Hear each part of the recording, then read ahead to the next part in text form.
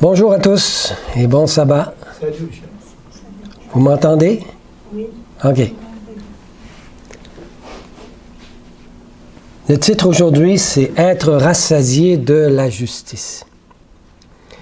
C'est le point numéro 7 des différences entre nous et la grande Église. Le sabbat passé, ou il y a 3 semaines, je vous ai apporté le premier point.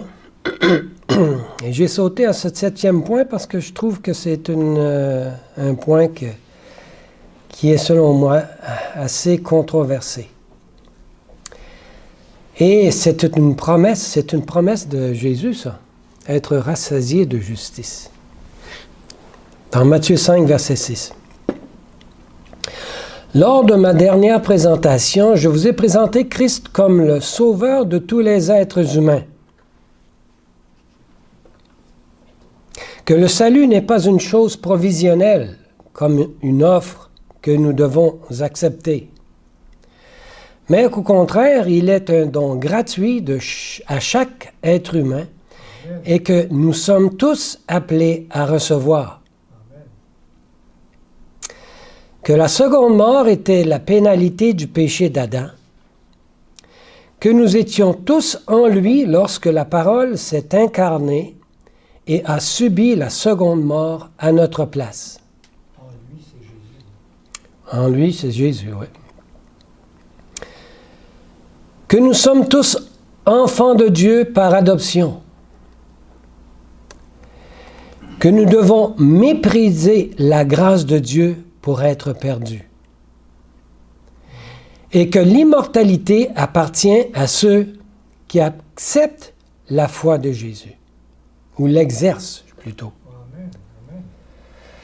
En lisant le chapitre 6 de Patriarches et Prophètes, je me suis arrêté sur une citation intéressante d'Ellen White, nous disant que la première mort est un effet de la bonté et de la pitié de notre Créateur. L'idée de la mort était longtemps parue effroyable pour Adam. Mais après avoir été durant environ 10 siècles le spectateur, on parle d'Adam, navré des suites de sa désobéissance, finit par accueillir cette sanction comme un effet de la bonté et de la pitié de son Créateur. Les antédiluviens avaient-ils une connaissance religieuse plus élevée que celle d'aujourd'hui? Quand on parle d'antédiluviens, ça fait environ 4500 ans avant aujourd'hui. Ça fait assez loin. On continue, c'est ce qu'elle a écrit. Les hommes qui vivaient alors avaient l'avantage de s'élever très haut dans l'échelle morale et intellectuelle. Leur force physique et mentale, comme leur moyen d'acquérir des connaissances religieuses et scientifiques, sont restés sans pareil. Ça veut dire qu'on ne l'a même pas encore atteint, cette connaissance religieuse. Ne pensons pas à être si connaissants parce que nous vivons à la fin des siècles. Qui leur enseignait toutes ces vérités spirituelles? Mais c'est la deuxième personne de la divinité, que la Bible appelle la parole, ainsi que les anges. Elle continue. Ça n'a pas fonctionné. OK. Cette époque fut une période de grande lumière. Ça, c'est antédiluvien. Dieu leur avait fait l'honneur. Non, je suis rendu. Tous ceux qui en avaient le désir pouvaient se renseigner auprès d'Adam. Jésus, vous savez que Jésus n'existait pas dans ce temps-là, mais c'était la deuxième personne de la divinité, et les anges instruisaient les âmes pieuses. Dieu leur avait fait honneur de converser avec eux. Ces antédiluviens, pas seulement qu'avec Moïse, hein? Ça faisait longtemps que Dieu commençait à parler avec nous, les terriens, même après Adam. Le caractère obligatoire de sa loi ne furent guère mis en doute. Donc, la connaissance de la loi était connue aussi. En ce temps-là, il y avait d'autres personnes à part Enoch. Est-ce qu'il y avait d'autres personnes à part Enoch qui vivaient une vie sainte, où il était le seul? Eh bien oui, continue. Toujours dans le livre d'Ellen White, une lignée d'hommes transformés par la communion avec le ciel donnait le spectacle d'une vie sainte et pure. Doués d'une rare puissance intellectuelle, possédant une vaste culture, ces fidèles adorateurs de Dieu, vivants, étaient investis d'une grande et belle mission, celle de servir de témoin de la vérité, comme aussi d'exemple de rectitude morale et de piété, non seulement aux hommes de leur temps, mais aussi pour les générations à venir. Et alors, est-ce que vous croyez qu'Enoch connaissait l'Évangile? Eh bien oui. On continue. Enoch apprit la promesse réjouissante de la grâce, et il plaça son espérance dans le Rédempteur promis. Cette nouvelle révélation de la bonté divine fut désormais pour lui, jour et nuit, l'objet de ses méditations. Voici un résumé de la vie d'Enoch. Marcher avec Dieu pour Enoch, ce n'était point de passer des heures dans l'extase ou la contemplation, mais remplir fidèlement tous les devoirs de la vie quotidienne. Loin de s'isoler et de vivre en ermite, il se sentait investi d'une mission au sein de la société. Dans sa famille ainsi qu'au dehors, comme mari, père, ami et citoyen, partout et toujours, il vivait en serviteur de Dieu. Et on poursuit. Et cette sainte marche, cette harmonie avec Dieu, dura 300 ans. Chez Enoch, la foi, et on parle de quelle foi ici? La foi de Jésus. Curieux comment Dieu organise les choses. Hein? Même la foi de Jésus pouvait être appliquée avant même que Jésus est arrivé. Mais c'est comme ça que ça marche. Pour Dieu, le temps n'existe pas. Alors chez Enoch, la foi de Jésus grandissait et la ferveur augmentait avec les années. Et croyez-vous qu'Enoch est différent de nous et qu'on ne peut pas avoir la même expérience? Sûr que non. Malgré sa haute et solide culture, Enoch, grâce à sa communion avec le ciel, dont il recevait des révélations particulières, et n'oublions pas que ceci peut nous arriver aussi, était le plus humble des hommes.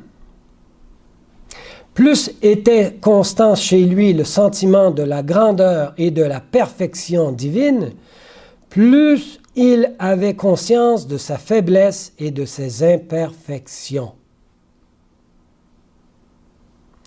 Alors, si quelqu'un à son époque avait dit à Enoch, « Montrez-moi quelqu'un de parfait sur cette terre », Enoch aurait été loin de dire qu'il en était un de ceux-là. Mais il croyait en la puissance de Dieu pour qu'il puisse devenir, lui aussi, rassasié de la justice divine. Ça, c'est en anglais « righteousness ». Une vie en accord avec la volonté de Dieu. C'est ça la foi de Jésus en action. On continue. Craignant que la chaleur de sa piété ne souffrît au spectacle angoissant de l'impiété publique, Enoch recherchait la solitude et s'adonnait longuement à la méditation et à la prière pour connaître toujours plus parfaitement la volonté de Dieu.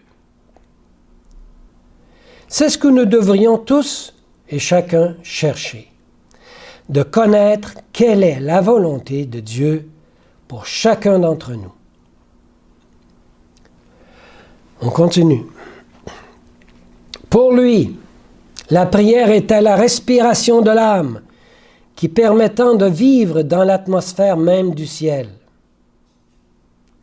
Par l'intermédiaire des anges, Dieu lui donna une plus claire intelligence du plan de la rédemption. Il lui fit voir les grands événements qui marqueraient le retour de Jésus-Christ à la fin du monde. 4500 ans plus tard, imaginez. Enoch savait le temps où nous vivons aujourd'hui. Enoch savait qu'il y aurait un peuple qui vivrait comme lui, en communion avec Dieu, avant le retour de Jésus. Et je dis Amen. Même Ellen White le confirme. Dans Message to Young People, page 100, premier paragraphe, elle le dit clairement. Il y a des Enoch de nos jours. Et ça fait déjà 150 ans. Notre Sauveur a condamné le péché dans une chair pécheresse, en réglant cette difficulté pour tout le genre humain. L'objectif principal de Dieu était et est encore aujourd'hui d'éradiquer pour toujours le péché dans le vaste univers de Dieu en le vainquant dans son dernier repère qui est notre chair humaine pécheresse et déchue. C'est un de ses principaux objectifs à Dieu. Voulez-vous rentrer dans son objectif? Participer à son objectif? Et comment est-ce que Dieu va y arriver? En créant un cœur nouveau dans chaque être humain qui le lui permettra. C'est formidable. Jésus avait-il un cœur nouveau en naissant, étant donné que son Père était le Saint-Esprit? Bien sûr. Ce cœur nouveau n'est jamais donné ce cœur nouveau, il est, comment dirait ça, donné à chaque individu qui naît dans ce monde, dans le sens qu'il lui appartient grâce au sacrifice de Jésus. À cause de lui, il n'y a plus de raison pour aucun être humain de continuer à vivre sous l'effroyable domination du péché. Toute dépendance pécheresse perd leur emprise lorsque nous exerçons la foi de Jésus. Quel était un des principaux buts de l'incarnation de la deuxième personne de la divinité?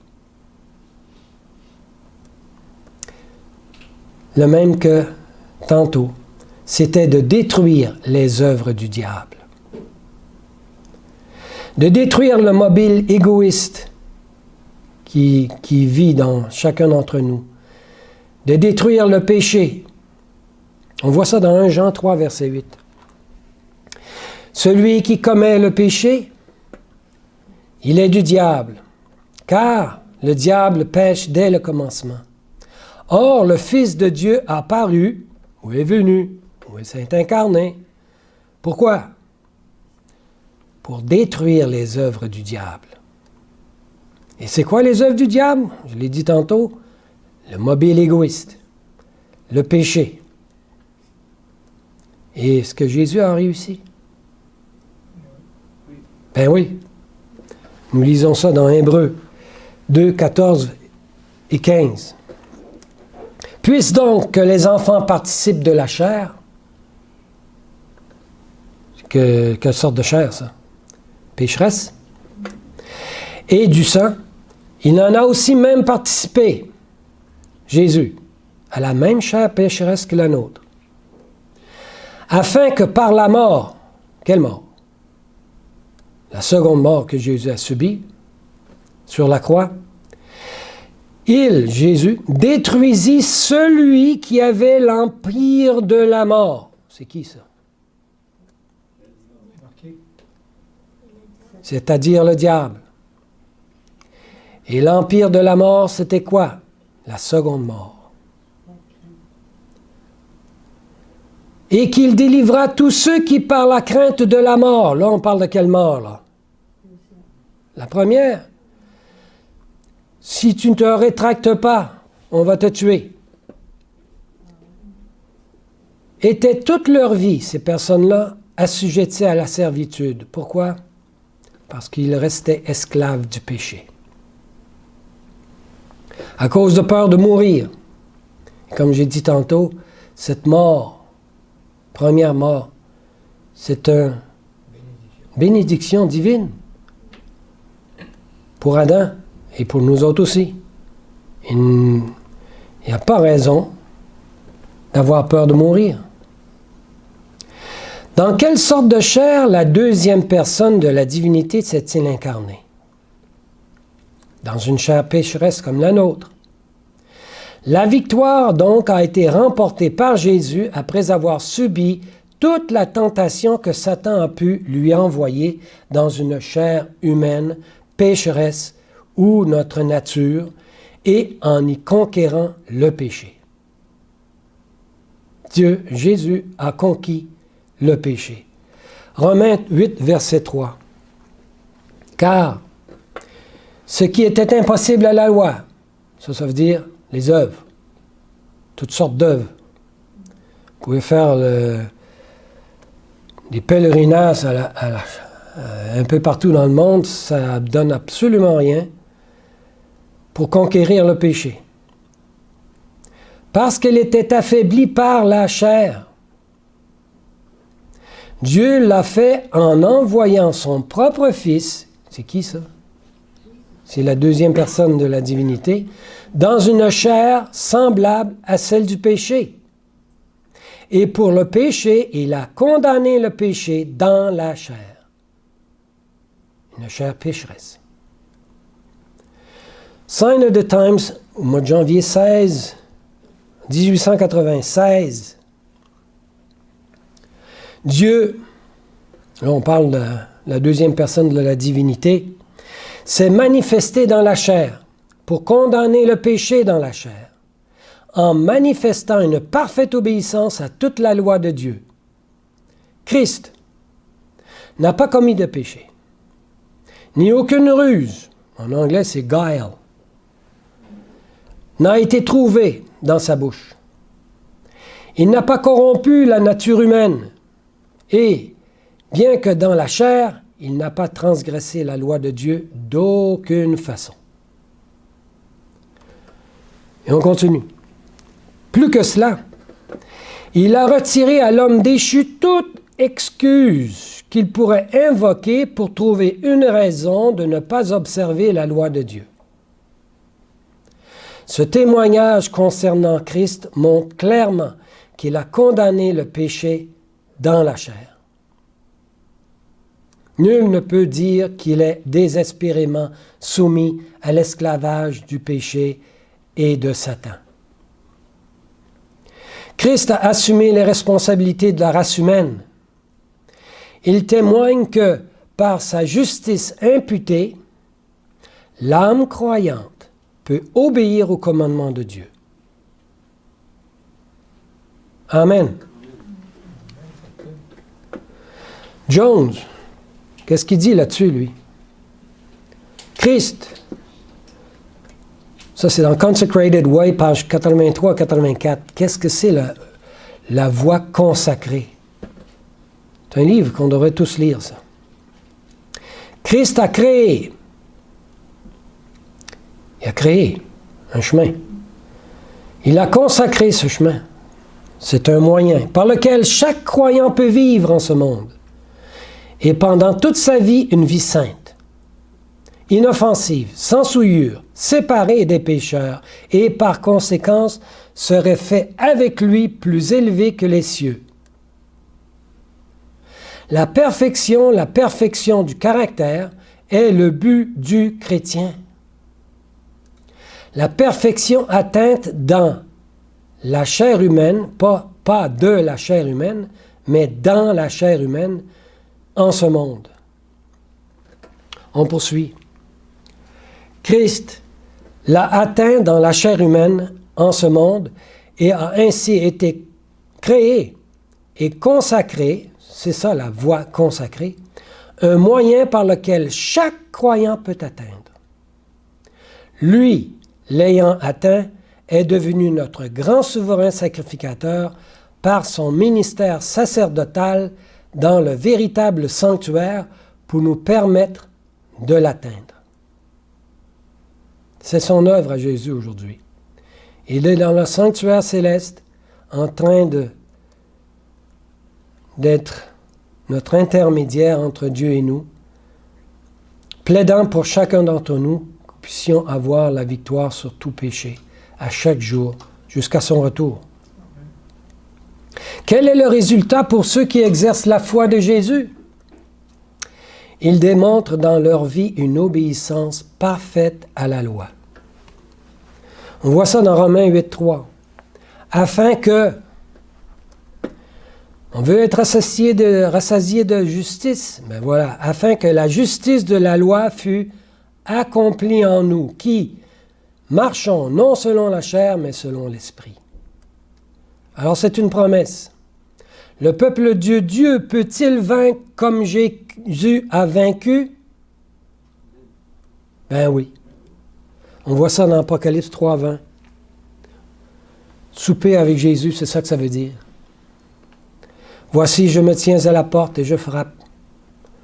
Il n'ose pas imposer la vie sainte. Il attend que nous ouvrions la porte. J'ai vu une image de Jésus comme ça en frappant la porte, puis le peintre n'avait pas mis de poignée à l'extérieur. La poignée était juste à l'intérieur. Jésus ne pouvait pas rentrer si on n'y ouvrait pas sa porte. La porte. J'aimais cette image, parce qu'il respecte notre liberté. Je me tiens à la porte et je frappe. Si quelqu'un entend ma voix et m'ouvre la porte, j'entrerai chez lui et je souperai avec lui et lui avec moi. Voilà une vie sainte. De qui l'être humain reçoit-il le pouvoir de ne pas tomber en tentation? Celui qui exerce la foi de Jésus reçoit ce pouvoir de la troisième personne de la divinité. C'est qui? Le Saint-Esprit. On voit ça dans Romains 6, verset 14. Car le péché ne dominera pas sur vous. Une promesse encore. Parce que vous n'êtes point sous la loi, mais sous la grâce. Review and Herald, 30 mai 1907. Ellen White écrit « Christ a fait une offrande si complète que par sa grâce, chacun sur cette terre peut atteindre le niveau de perfection. Pour ceux qui reçoivent sa grâce et qui suivent son exemple, sera écrit dans le livre de vie, complet en lui, sans tache ni souillure. Dieu, on parle encore du Saint-Esprit, peut terminer la restauration pour chacun d'entre nous. Et ça, c'est une certitude. Pourquoi doit-on cesser de pécher? Le résultat de la purification du sanctuaire céleste sera la préparation d'un peuple pour la translation. Ce dernier, en exerçant la foi de Jésus, manifestera un caractère mature ou parfait. Pourquoi cesser de pécher? Faire partie du peuple que Dieu veut préparer avant son retour. Voulez-vous faire partie de ce peuple? À vous de choisir. Hébreux 13, verset 21. Que Dieu vous rende accompli maintenant. Et non pas après le retour de Jésus, là, comme j'ai déjà entendu. C'est maintenant. En toute bonne œuvre, afin que vous fassiez sa volonté. Aujourd'hui, maintenant. Lisons Great Controversy, ça c'est à Régis des siècles, page 425. Ellen White dit « Ceux qui seront sur la terre, lorsque l'intercession de Christ cessera dans le sanctuaire céleste. » Est-ce que c'est après le retour de Jésus, ça? C'est avant. Ces personnes-là se tiendront devant un Dieu saint. Comment? Sans médiateur. Leurs robes doivent être sans tache. Leurs caractères doivent avoir été purifiés du péché par le sang d'aspersion. Par la grâce de Dieu et leurs propres efforts diligents, on n'appelle pas ça un système d'œuvre, là. C'est quoi l'effort diligent d'un chrétien? Continuer à faire, décider, faire le choix de laisser Dieu faire son œuvre et d'agir selon sa volonté. Voilà l'effort d'un chrétien.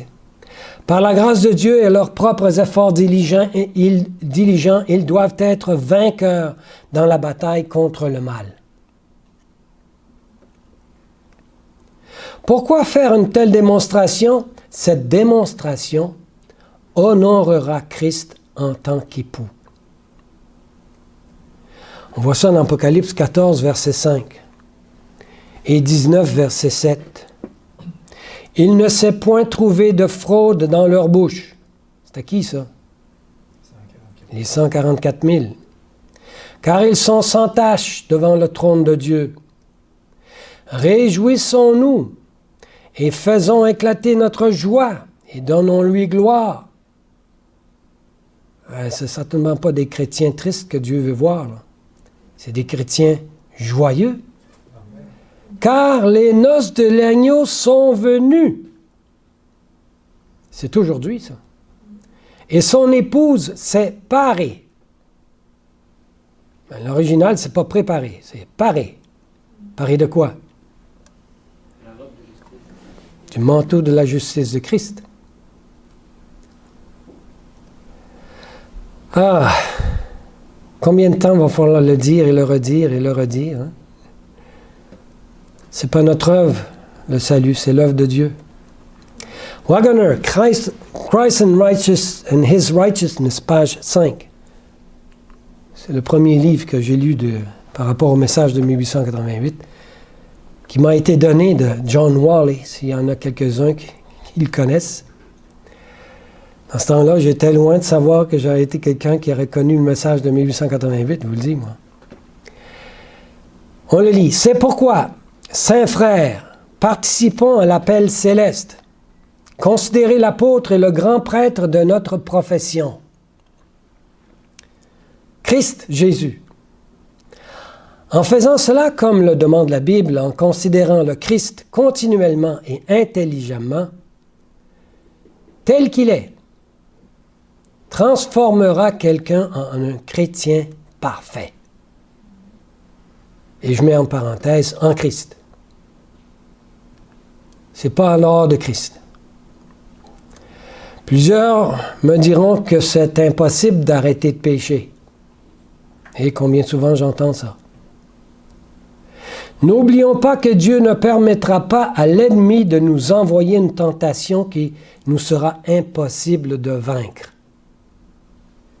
Vous connaissez ce verset? 1 Corinthiens 10, verset 13. On devrait connaître ça par cœur. Dieu est fidèle. Il ne permettra point que vous soyez tentés au-delà de vos forces, mais avec la tentation, il vous en donnera aussi l'issue, afin que vous puissiez la supporter. Comprenez-moi bien, ici nous ne parlons pas de perfection de la chair, mais de la perfection de caractère. Et cette perfection n'est qu'en Christ seulement. En dehors de lui, impossible. Galates 2, verset 20. Alors, c'est un autre texte qu'on devrait connaître par cœur. « Je suis crucifié avec Christ, et si je vis, ce n'est plus moi qui vis, mais c'est Christ qui vit en moi. » C'est lui qui fait l'œuvre. On parlait ce matin, comment changer puis devenir des personnes qui sont altruistes. Ben, laissez Dieu faire. Il va faire son œuvre, en son temps. Il est possible que plusieurs vous tourneront en dérision, en lançant une raillerie comme « Voici le parfait » ou « Voici la parfaite ». Ne soyez pas affectés par cela. C'est tout simplement parce qu'ils n'ont pas compris cette vérité extraordinaire de la Bible. Alors, je prie Dieu qu'il mette en nous l'horreur du péché et nous donne cette faim et cette soif de la justice de Christ, et cela pour toujours. Amen. Amen.